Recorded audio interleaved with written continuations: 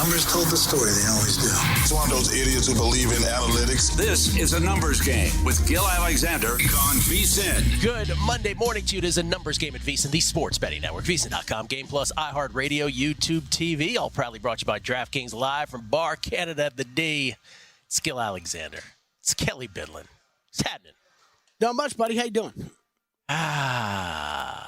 Really want to know? Got another construction project going on around us today. It's okay.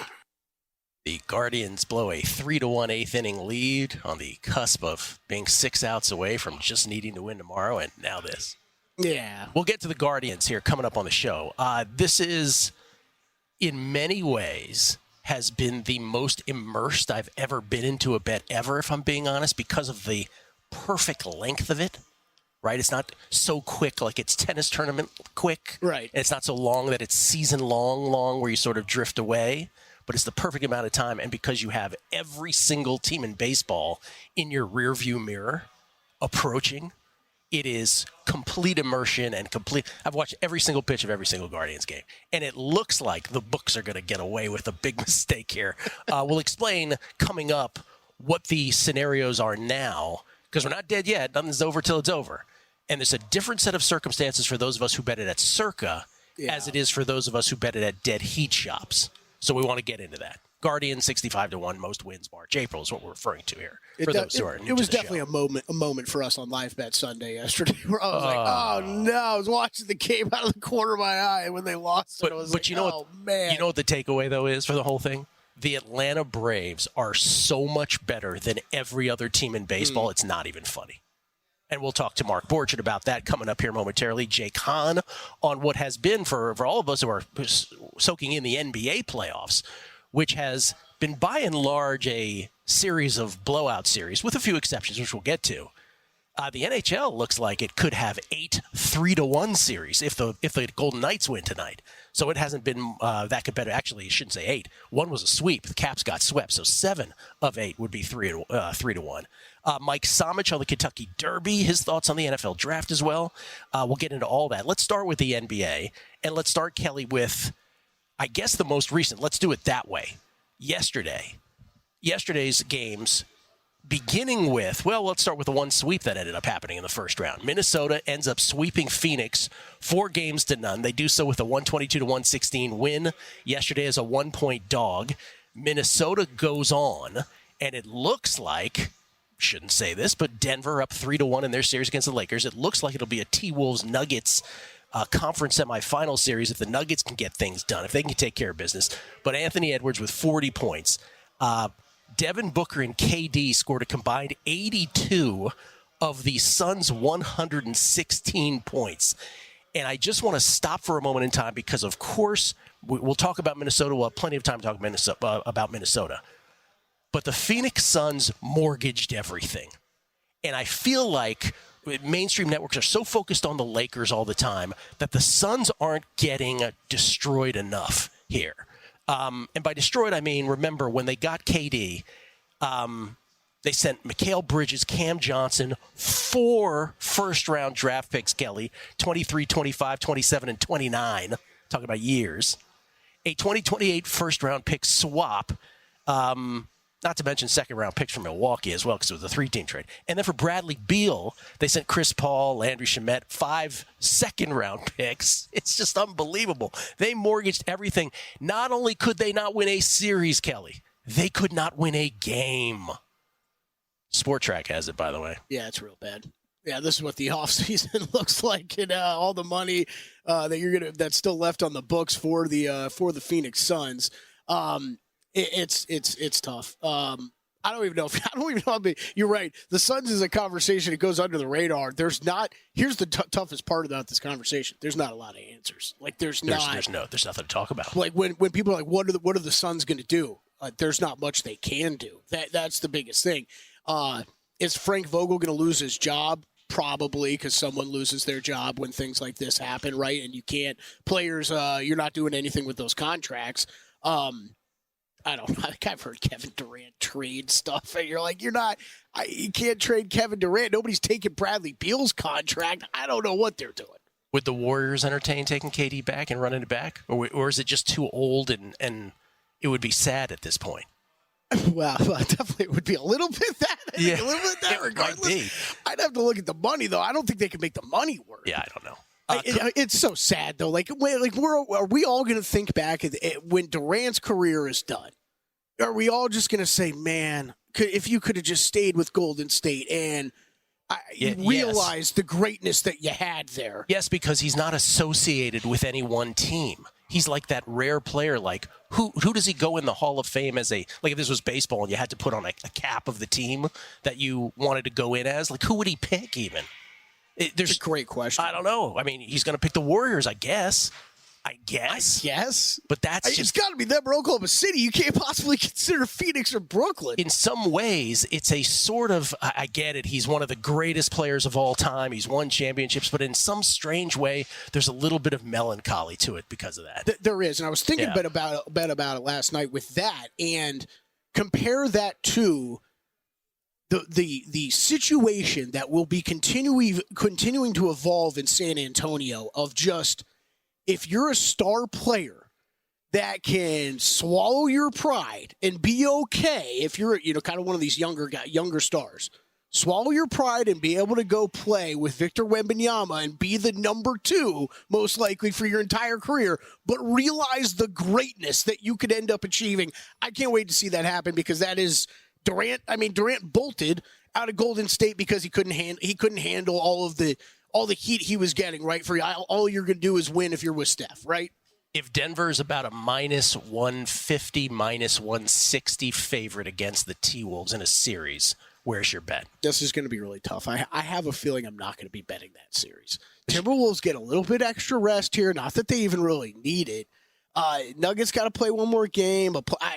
All the applause in the world to the Lakers. And by the way, the Lakers have led every game big, so you never know. Yeah, the time. What is the time where they've been leading in the series? Have you seen that stat? I'll have to pull it up. Oh. It's the Lakers by a mile. It's crazy. Sure. I'm not doubting Denver, but like we talked about all along, Minnesota is the one team that gives them trouble defensively. You're going to be able to throw Gobert at Nikola Jokic. It does get interesting, and they get thin real quick, right? Like that Denver starting 5 has been amazing. Amazing. There's not much off the bench, and there's not much bigs off the bench to help much. So I think it's going to be a series. And Anthony Edwards, every game, is just becoming, moves up a notch on my favorite players in the NBA list. He is incredible. Also yesterday, Indiana takes a 3-1 lead against the Milwaukee Bucks in their best-of-7 first-round Eastern Conference series. Of course, this is the series where there's no Giannis.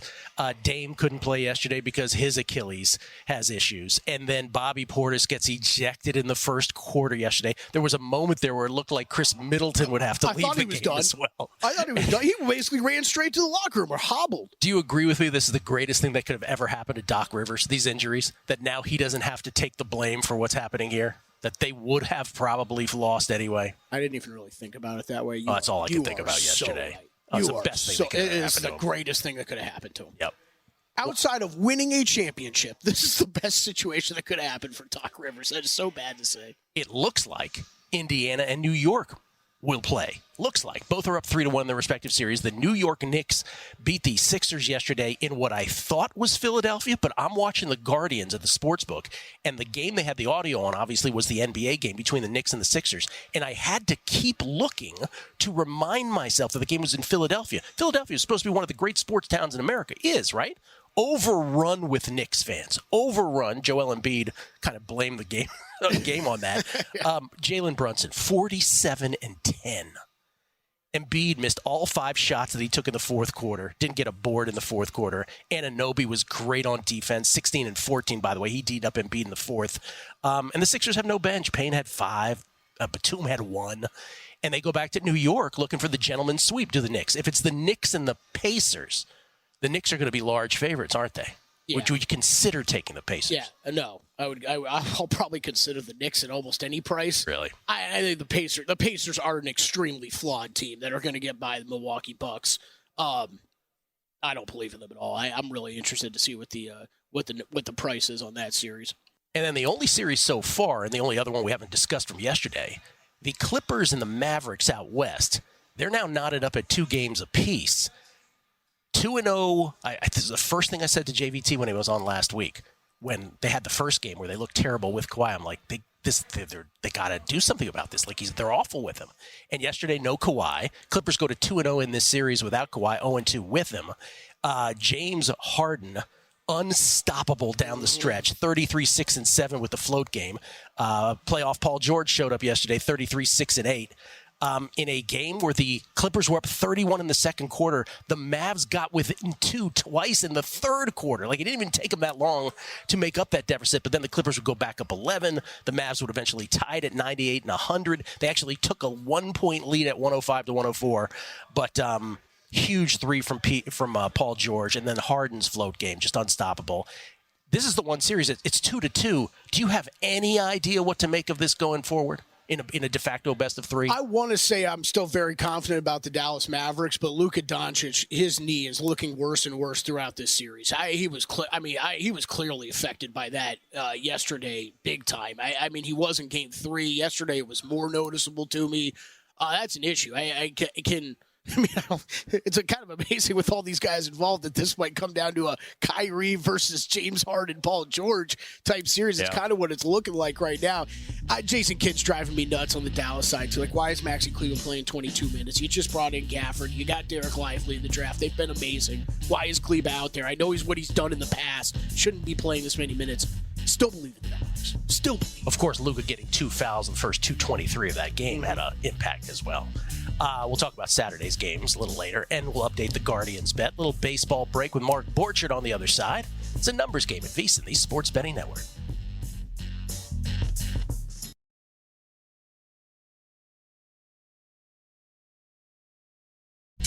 A numbers game on VSiN, the Sports Betting Network. It's Kentucky Derby time. Are you ready for the greatest 2 minutes in sports? Saddle up with DK Horse, an official DraftKings affiliate. Right now, new customers who download the DK Horse app can get a 100% deposit bonus up to $250 when they opt in with code HORSE.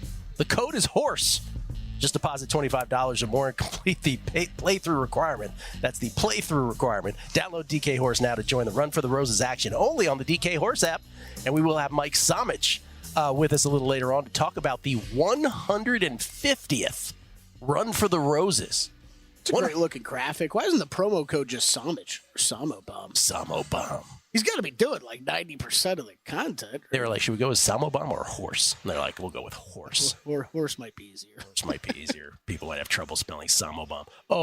To Mark Borchard, this might have been my fault. I might have moved him along. The second part of the parlay was what? Phillies. Twins and Phillies moneyline parlay. Twins and Phillies. Also, congratulations to our buddy Preston Johnson and Jason Weingarten, but specifically Preston Johnson. Crawley Town. Made the playoffs? Made the playoffs in League Playoffs? 2. Yeah. That's awesome. That is one thing I forgot to check this weekend. It is one of the most awesome sports stories ever because Preston, again, we were just doing podcasts, right? And he was on Daily Wager. He bounces from Daily Wager. They're like, what happened? He's like, I'm out of here. And then Preston ends up buying the soccer team. They hate him.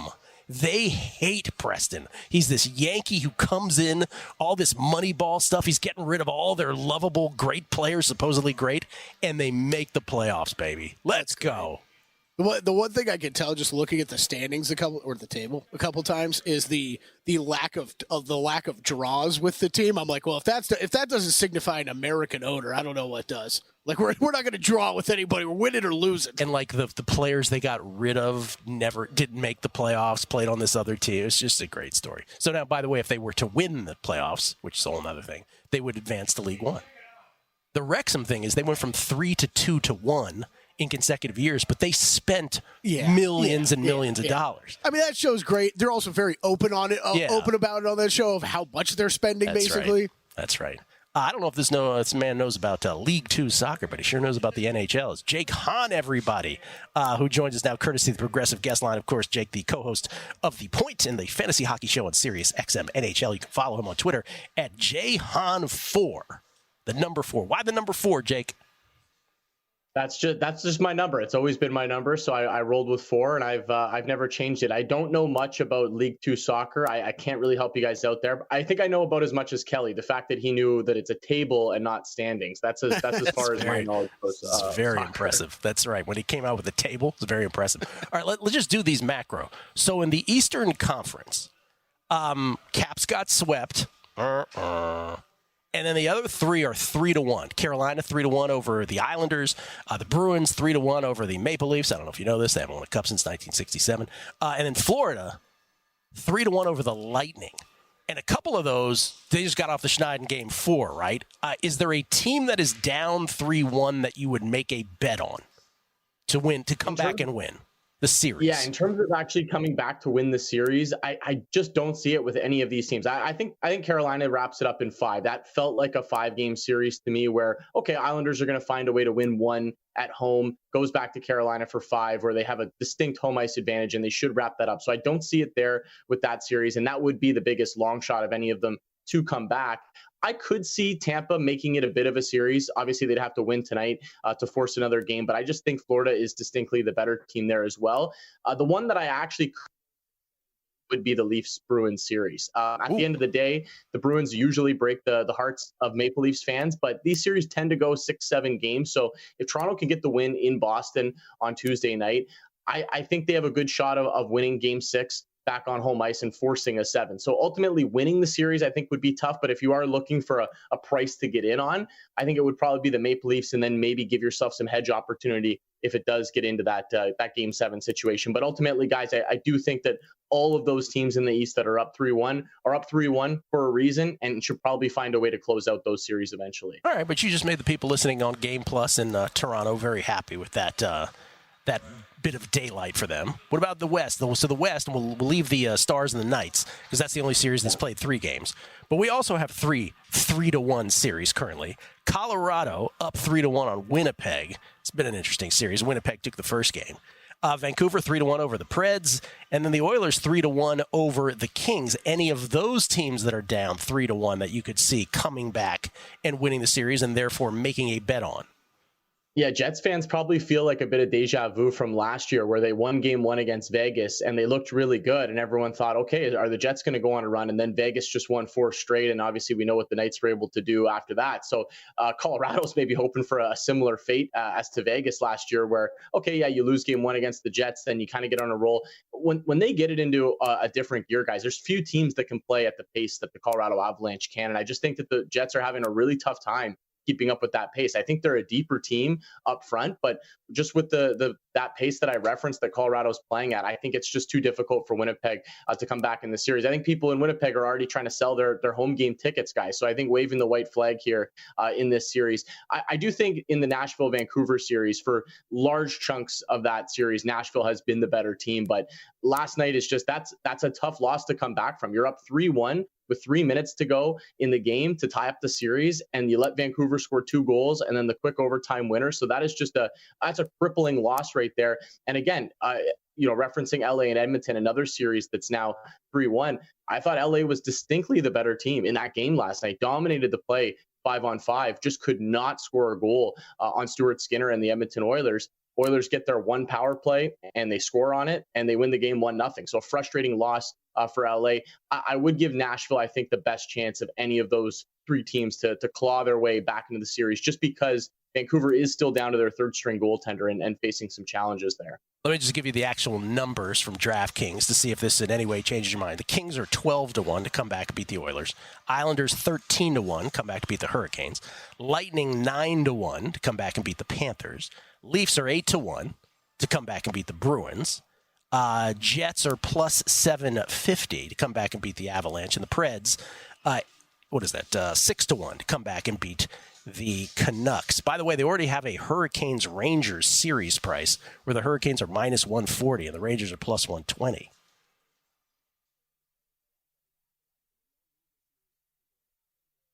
Give me gears on that one, guys, at plus money. I mean, the Rangers were my cup pick at the start of the playoffs, so I think I have to ride with them. And we all knew this series was going to happen. And again, it's still, Carolina still needs to win 1 game for it to officially happen, but I do like them to get it done against the Islanders. That's a series we've all had circled really for the entirety of the season. seeing that those two teams in the Metropolitan Division were just in a class of their own. So it almost feels like their playoffs will officially start in round 2. That round 1 was almost a warm-up for both of these teams. I'm a little surprised at the series price just because the Rangers, they do have home ice advantage in that series, and to see them open up at plus 120, very interesting to me, and as somebody that really likes this Rangers team. By the way, is it common practice for them to put up a series price of a series that's not yet established, even if it's only one game away? Is that like a thing? I think that just speaks to how obvious those first 2 round series were. The fact that they're already ready, locked and loaded with odds for us to bet that second round series. I'm surprised they didn't post them like 2 months ago. I've seen DraftKings do it before, but it's rare. Yeah. Yes, it's rare. All right, tonight we have a doubleheader. Lightning Panthers, Game 5, the aforementioned Game 5 in that series. And then the Stars and the Golden Knights. Game 4, Golden Knights won the first 2 on the road. Stars come back, win it in overtime. In Game 3. Your thoughts on these two? Game 3 was awesome. I loved Game 3. Obviously, the Stars were in a desperation situation. You lose 2 games on home ice, and you're thinking, okay, this thing could get away from us really fast. So they went into Vegas. They found a way. It's never going to be easy to win games in Vegas, like we saw. They needed overtime. Wyatt Johnston with a great tough angle shot. That kid is a heck of a player and just continues to get better. He's been moved up in Dallas's lineup as well to try to create a little bit more offense from some of the top players. I still can't get behind them as a road favorite here, guys. That I do love the Stars team. I think they're a slightly better team than Vegas. And even though they lost both on home ice, I thought that they looked pretty good at times in those games. Just based strictly on the price, I'd have to roll with the Knights here. If you could find plus money on home ice with a Vegas team, I think this game should be close. And if I think it's going to be close, I got to side with the home team at plus money here with Vegas. And just to clarify, nothing in the other game? No play on a side, but I do like Sam Reinhart over 3.5 shots on goal in that game. He continues to shoot a lot. And Andrei Vasilevsky, the goaltender for Tampa Bay, over 28.5 saves for that one as well. I think if Tampa has any shot, it's going to have to be a 30-plus save performance from Vasilevsky. Yeah. And can I just say this again about the Golden Knights, because I don't think it gets said enough here, because people here in Vegas are like, yeah, of course we got to the Stanley Cup Finals year 1 and won it in year 6. 44 years it took the Caps to win a Stanley Cup, and they were only in 1 Finals before that in the first 43. It's still one of the most amazing sports things I've ever seen. They make me leave the bar early, Gill. All the fans show up, and I say, I got to get out of here. I need to go watch the NBA. Too many Golden Knights fans. They have no idea, Jake. None. They're too young to know. Thank you, Jake. Appreciate it. Jake Hahn, everybody. At Jake Hahn 4 on Twitter. Thank you, buddy. We'll come back. Kentucky Derby with Somich. More NBA as well. A numbers game on VSiN, the Sports Betting Network. Back on a numbers game, live from Bar Canada here at the D, downtown Las Vegas. Don't forget to check out our new website, by the way, vsin.com, even though we don't really have that promo here, Kelley. I just wanted to point that out. Just there's always great stuff on vsin.com. Always. Best bets, betting splits, exclusive articles, odds by state, betting tools, betting guides, rather, I should say. vsin.com. Check it out. Did I mention it's Gill Alexander and Kelley Bydlon, live from Bar Canada at the D? I think I did. Ladies and gentlemen, we're always thrilled when he joins us on Mondays to talk all kinds of sports. We will get to the Kentucky Derby because Mike Somich's wheelhouse is horse racing, but he's got so many other sports to talk about. First, he joins us now courtesy of the Progressive Guest Line. You can follow him on Twitter at SamoBomb18. SamoBomb. No, not yet. Okay, there we go. Just get it out of the way. Mike, how you doing, man? Good morning. Doing well. It was a frustrating game-by-game betting over the weekend, but the series are going to save me here, so hopefully we can get the results we need to end these series out. What are your series bets again? I've got the Pacers minus 1.5, Pacers in 6. I've got under 5.5 games in the Nuggets-Lakers series. I've got the Panthers minus 170, Panthers minus 1.5. Just a whole bunch of them out there. The only loser right now looks like the Predators, which is wildly frustrating because they should have won both Game 3 and Game 4, but hockeyed on us and they lost both. I was just going to say hockey happened. That's exactly right. Okay, well, let's start with basketball because you do have one bet in the NBA tonight. Yeah, I do. I'm going to go back to the well here. Played the Celtics and the Heat under on Saturday. That one went comfortably under 188 points on 104.5 closing number. I like the under again today. Look, the game two of just anomaly of the 3-point shooting from the Heat, shooting 54%, pushed that game way over the total. I don't agree that this is a total series that should be necessarily played toward the over. I expect Boston to be able to win by margin again. And the Heat play slower when they're at home. So everything points toward the under here to me. So I'm going back to the under 203.5 here, Celtics and the Heat. Okay, and since you brought up, oh, by the way, your biggest bet in basketball, let us reestablish, is that the Celtics' total number of losses in the Eastern Conference remains at 1. That's the biggest bet that you have going. Let's establish that. That's the most important bet, Gill. I'm not going right. to say it's the biggest one out there, It's but the definitely most the important. most important one. It's absolutely the most important. Number set at 5.5, by the way. Somich has the under. All right, hockey. Let's start with, you just mentioned the Panthers. You have a series bet on that, on them. They are going to Game 5 tonight looking for the gentleman's sweep, Sergei Bobrovsky and the Panthers, and you have a bet on them as well tonight. I do. Let's close it out here in 5. Let's not even have to worry about the -1.5 getting a sweat into Game 6. Look, the Panthers are the better team in this series. They outplayed the Lightning pretty drastically Game 1 through 3. Game 4, you saw that the Lightning team showed up, showed a little bit of heart there. You were expecting them to play well. They did. Now they got to go back to Miami, take on this Panthers team at home. And look, the Panthers are just better. Up and down the lineup, they are just better. And so I'm willing to lay the goal and a half here. Plus 136, the Panthers can close this puppy out tonight in 5 games. All right, and then Game 4, the only series that has not played 4 games. The Knights won the first 2, as we mentioned, at Dallas. Dallas comes back, wins Game 3 in overtime here at T-Mobile. You're threading a needle here in this game with a couple bets. What are you doing?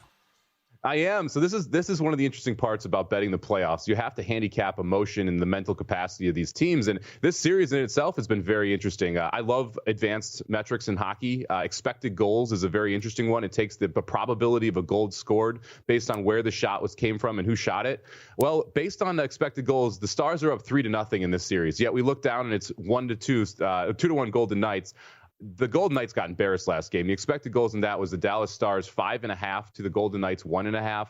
They just got outplayed up and down the ice. Logan Thompson kept them in that game. I think you're going to see a very good early response here from the Golden Knights. So I took some 1st to 5 shots action with the Vegas Golden Knights. I think they come out, play very well, very fast on home ice early in this game, get to that 5-shot number.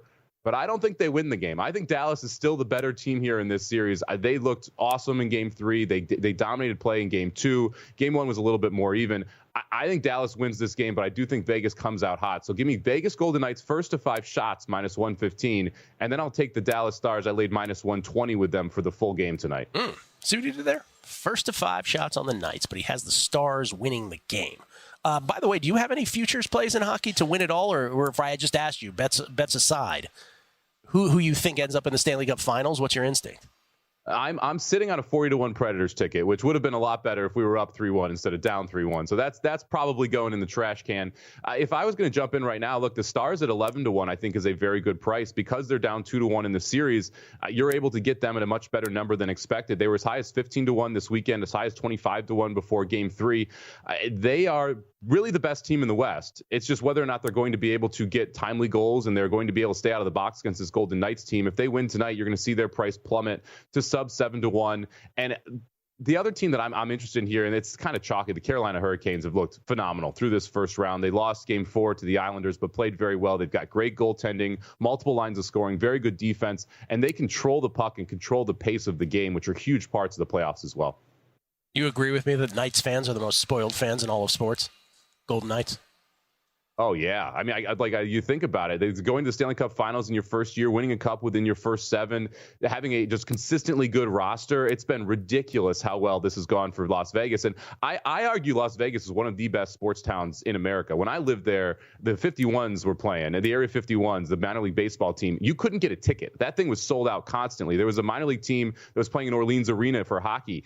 Tickets were like $100 to go to those games. People want sports in Vegas. And to be able to have really the first professional sports team come in and get the level of play they have gotten early in this franchise's history is just wildly lucky. Can I tell my JVT story? JVT, who I love, Jonathan Von Tobel, obviously a great host here at the network, does VSiN Primetime with Tim Murray every night, 6 p.m. Eastern.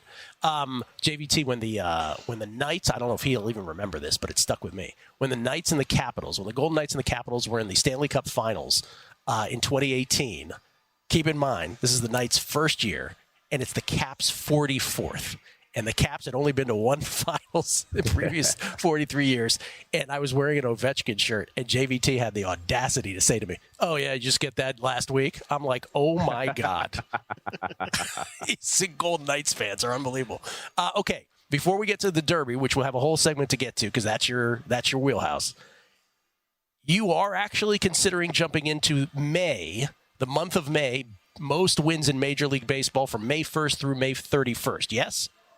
I mean, you guys got my brain ticking here because you talked the Guardians bet, first off, phenomenal job there, Gill, 65-1, great price. But it makes you think, okay, maybe there is some way to kind of exploit this market. And so I texted Kelley yes. and said, hey, what's the number on the Blue Jays? Because this is a team that Guerrero and Bichette really haven't started hitting yet, but the pitching's okay.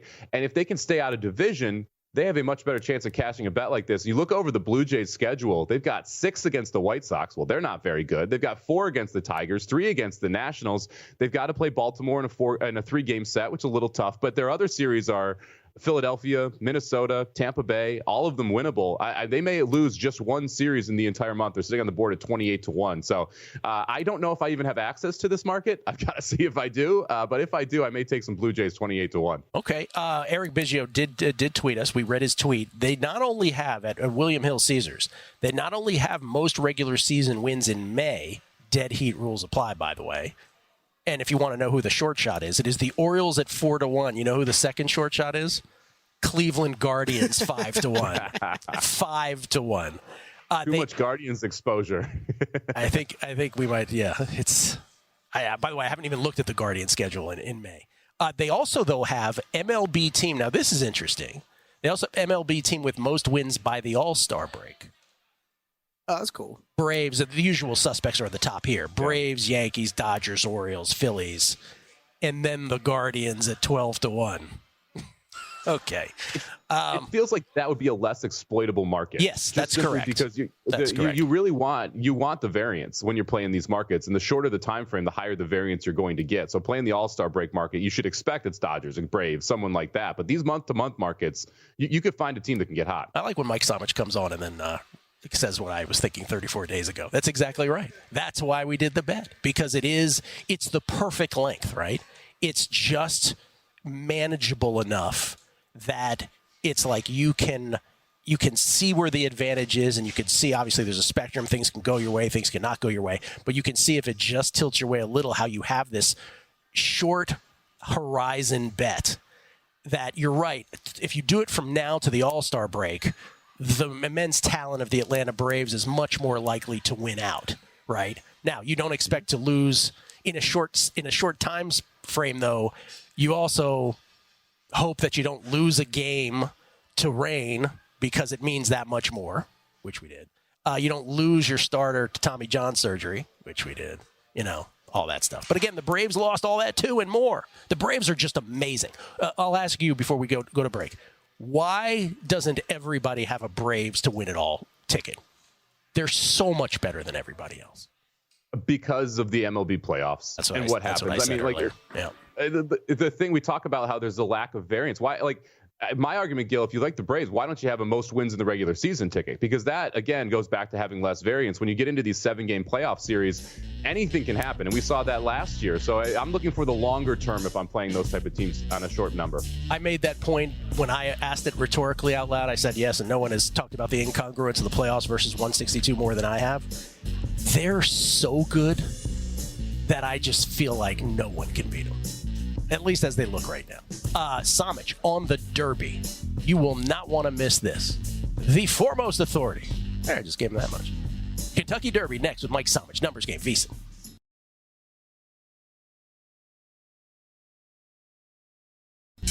A numbers game on VSiN, the sports betting network. Back on a numbers game live at Bar Canada at the D. Gill Alexander and Kelley Bydlon. Mike Somich kind enough to join us for a second straight segment. You can follow him on Twitter at SamoBomb18. He is, of course, the co-host of The Handle, which he does with Matt Brown each and every weekend here at 12 noon Eastern, Saturdays and Sundays. And Mike, I went into the break and I said the foremost authority on the Kentucky Derby. And people are like, wow, that's got to be crazy exaggeration. By the way, Mike comes to us courtesy of the Progressive Guest Line. But you have crushed the Derby, yes? Yeah, we've had a good couple years here. I mean, I did not have Rich Strike 2 years ago, but the prior year to that, able to hit the Superfecta, gave that one out on a couple different airwaves. It was a $24 ticket. That one paid just under $5,000. And last year, if you watched any of the content, including what we were talking about here on VSiN right up until the race, I liked Mage quite a bit, 15-1. He was able to get home first there, had the try as well. So it's been a very good last few years in the Derby. Hopefully we can keep it running. That sounds awesome. Okay, before we get to your thoughts, now people are prepped for it.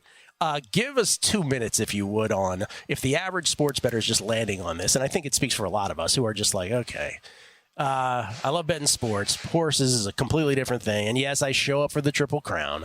But just a brief sort of primer on betting the Derby. Yeah, there's a couple things you have to take note. I mean, first off, it's the difference between sports betting and pari-mutuel betting. So with sports betting, you're betting directly against a sports book, right? So you're competing with DraftKings, you're competing with Caesars, whoever it is, and you're locked into your number. So if you played the Chiefs -1.5 in the Super Bowl, no matter what that line moves to, you've got Chiefs -1.5. In a pari-mutuel pool, the pool stays open right up until the race goes off. And so you can see wagers that come in and are able to shift those odds, because in a pari-mutuel pool, the track essentially takes their percentage and then the rest of the money is split between all of the winning wagers. So if you bet Fierceness to 17 and he's 3-1 on the board, if someone comes in and bets $1 million on Fierceness, you're going to get 5-2 or 2-1 instead of that 3-1 when you bet it. So you got to pay attention to those odd shifts. It's a reason why a lot of people will wait till later to bet this race. Now, more Kentucky Derby focused, this is the only race in America where you have 20 horses in the field.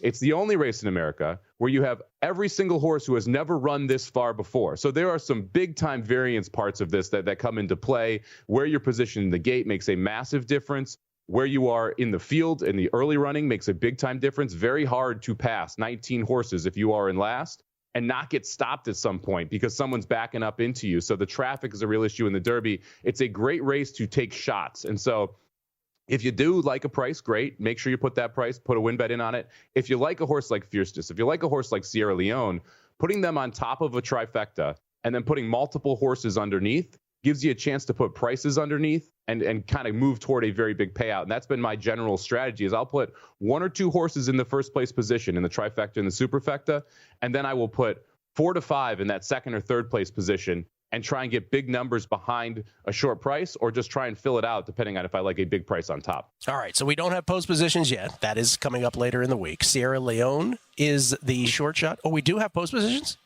We do have post positions. So they drew on Saturday. Wait a minute. Ends up, yeah. Fierceness drew the 17 posts.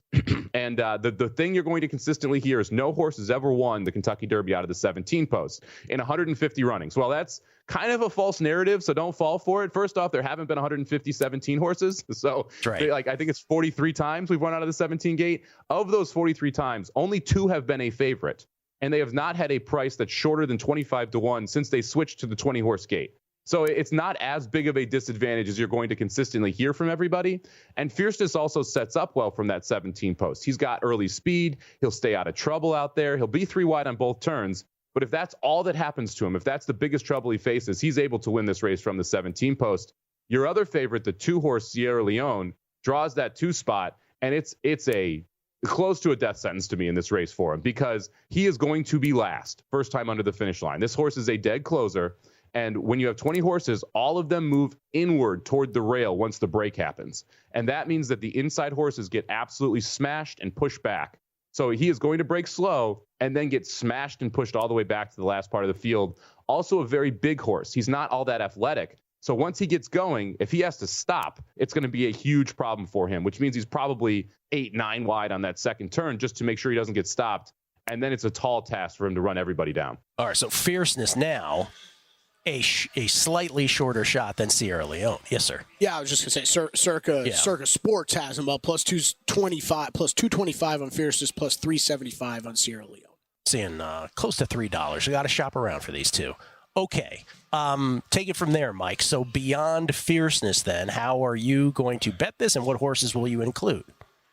Right now, Fierceness is my pick, and I reserve the right to change that if I need to. But right now, I do have Fierceness on top. I'll have like the official ones here on Thursday, and then I'll have an article on vsin.com on Friday with my official plays as well.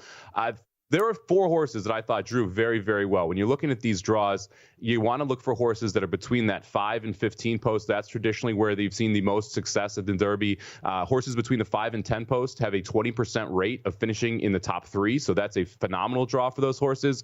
And there's a couple that drew there that I am very interested in. The 7 horse, Honor Marie, a horse that should appreciate the extra distance, has been improving consistently. Right now, 20-1 on the morning line. That's a horse I'm going to be using underneath. Not sure Honor Marie can win the race, but I do think Anna Marie has a very good shot at hitting the trifecta or the superfecta. The number 8, Just a Touch. Gill, I know you're going to be excited about this one. Drew very, very well. It's a horse with tactical speed. Lost to Sierra Leone last time, but did so much more work contesting an early fast pace and then still ran well at the end. I thought that was a very impressive race from Just a Touch. You should project to get a very good trip. And then the 9 horse Encino, another one who drew very well, 20-1 on the morning line. This horse went gate to wire last time in the Bluegrass, but if you flip it back 2 races ago, was able to come from off the pace and be able to close. I think you're going to get more of that stalk and trip from Encino. This is a horse moving in the right direction. Just a Touch and Encino, both Brad Cox horses as well. He's fared very well at the Derby. And Encino 20-1. The other horse you're going to hear a lot about, the 10 horse Forever Young. This is a Japanese horse. We've never had a Japanese horse win the Derby. Won the UAE Derby. We've never had a UAE Derby winner win the Derby. This could be the year. I think that Forever Young is a legitimate threat to be able to win this race, and one that I'm going to definitely have in my exactas and my trifectas. Okay, so in some form, all the horses that you mentioned may be included in your bets, is what you're saying? Yeah, right now I am probably going to play Fierceness on top, and so I'll have Fierceness in that 1 spot, and then play a couple horses in the 2 spot, and then spread out in the 3 or 4 spot in the superfecta, and spread out in that 2 and 3 spot in the trifecta, with the idea that if I'm playing the favorite on top, in a race with 20 horses, you have to find prices underneath. That's the best way to create value. If you're playing long shots on top, let's say you want to put Just a Touch or Encino on top, you can have Sierra Leone, you can have Fierceness underneath them and still make quite a bit of money because you've got that big price on top. But because I'm going for Fierceness on top right now, I'm going to have to spread out some prices underneath to make sure it's profitable. Okay. By the way, I take no credit for Just a Touch. I asked Felica so like a month ago, and I asked Flatter a month ago, hey, what horse, of these? I would send him a screenshot. Both of them happened to match on Just a Touch, so I made a bet then, 20-1. By the way, I'm lifetime 1 in 45, I think, on Kentucky Derbies. American Pharaoh, thank you so much for getting me off the schneid. You mentioned that about you, because you're right. We do hear about these trends, right? We know about them in sports betting, but on the Derby, no horse has ever won from 17. You pointed out, and you're right. Like the first Derby, what were there, like 5 horses? So you don't even get close to a 17th position. So it's been less than 50 where there's actually been a horse in the 17 spot. What are some of the other big myths that you hear about the Derby that people should listen to and be like, that's noise, that's not a signal?